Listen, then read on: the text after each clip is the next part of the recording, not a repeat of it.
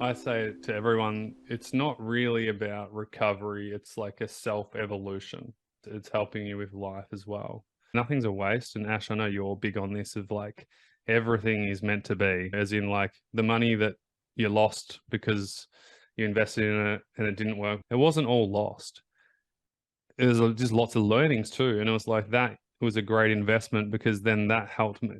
I basically got the best thing that you could never buy, which was self-responsibility. You know what I mean? You have Mm. to pay the price yourself personally to get that. And it was freaking amazing and so empowering. I think some people get really scared of self-responsibility because it's like, I don't want that responsibility. But we can reframe that and look at it as like, well, how amazing. I get to choose what I do in my 24 hours versus there's nothing I can do, which is total bullshit. There are things you can do.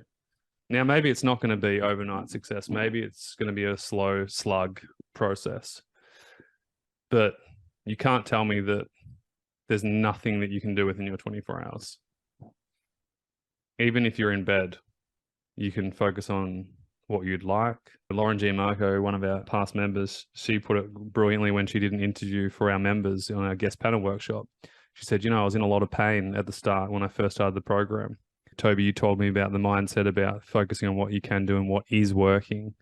So I took it to the micro level and I found one part of my body part that didn't hurt. And I just focused on that. She said, her legs were in pain. And then she noticed, oh, well, my forearm's not really sore. And it actually feels really relaxed and it feels like a good soft muscle. And so she honed in on her focus on that. But it's such a micro thing. You wouldn't think that that's really going to help you. But what happened was then she noticed that her other arm wasn't sore. Then all of a sudden her hand feels good. And then all of a sudden that eventually trickles down into the legs and go, oh, actually my right quad feels a bit better today. It's not as bad as normal. And so all these little things kind of filter into the next thing. And one of the things that I say is forget about home runs.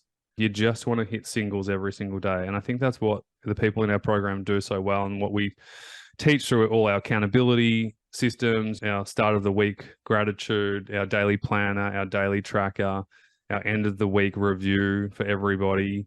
I think all those little things actually add up hugely in the end.